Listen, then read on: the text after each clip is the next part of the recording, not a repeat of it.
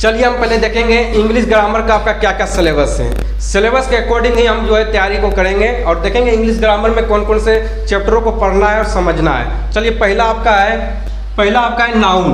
पहला आपका है इंग्लिश ग्रामर का पहला चैप्टर आपका नाउन पढ़ना है, बहुत ही इंपॉर्टेंट है नाउन। ठीक है, इससे भी 5 से 6 क्वेश्चन इससे नाउन से आ जाता है। नाउन के बाद आपका है प्रोनाउन, नाउन के बाद आपका है प्रोनाउन, और प्रोनाउन के बाद आपका है एडजेक्टिव, और एडजेक्टिव के बाद आपको पढ़ना है एडवर्ब पढ़ना है, एडवर्ब के बाद आपको पढ़ना है प्रीपोजिशन पढ़ना है, और प्रीपोजिशन के बाद आपको पढ़ना है कंजंक्शन। ठीक है, और कंजंक्शन के बाद पढ़ना है आपको वर्ब पढ़ना है, और वर्ब के बाद पढ़ना है आपको टेंस पढ़ना है। याद रखिएगा टेंस से आपका 10 प्रश्न आएगा, याद रखना है 10 क्वेश्चन आएगा, जिसमें से आपको 5 प्रश्न आपको बनाना होगा। ठीक है, 10 गो आएगा, उसमें से आपको 5 गो बनाना होगा। तो चलिए आगे बढ़ते हैं। उसके बाद वर्ब फॉर्म को जानना है कि वर्ब 1 क्या होता है, वर्ब 2 क्या होता है, वर्ब 3 क्या होता है, वर्ब 4 क्या होता है, वर्ब 5 क्या होता है, कैसे वर्ब 1 को पहचानेंगे, कैसे वर्ब 2 को पहचानेंगे, कैसे वर्ब 3 को पहचानेंगे, कैसे वर्ब 4 को पहचानेंगे, कैसे वर्ब 5 को पहचानेंगे।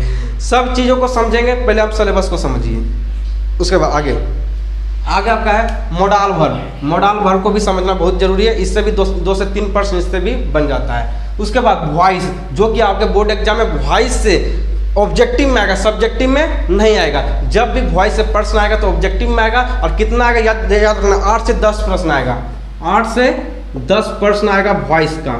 ठीक है, उसके बाद नरेशन, नरेशन से भी कितना आएगा तो 8 से 10 प्रश्न, 8 से 10 प्रश्न आएगा नरेशन का भी। ठीक है, याद रखना। उसके बाद साइनोनियम्स, उसके बाद एंथोनियम्स, पर्यायवाची शब्द, विलोम शब्द आएगा।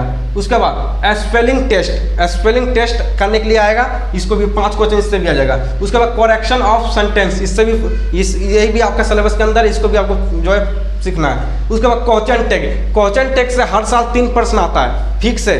क्वेश्चन टैग से हर साल 3 प्रश्न आएगा, 3 प्रश्न क्वेश्चन टैग से।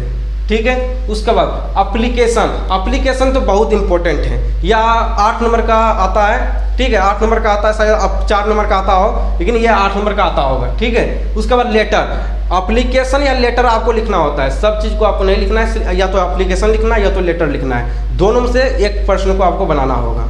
ठीक है, ये था आपका इंग्लिश ग्रामर का सिलेबस था, और चलिए फिर मिलेंगे नेक्स्ट वीडियो में, तब तक के लिए बाय बाय।